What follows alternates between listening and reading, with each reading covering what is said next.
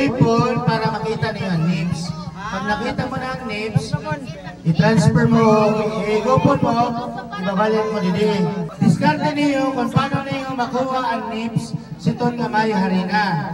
Klaro? Tapos ang cash is 200 pesos. Okay! 3, 2, 1, go!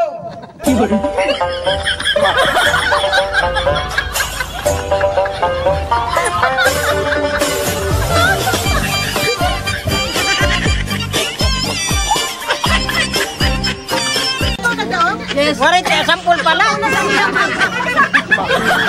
Sampul pala ko. Warit, sikan.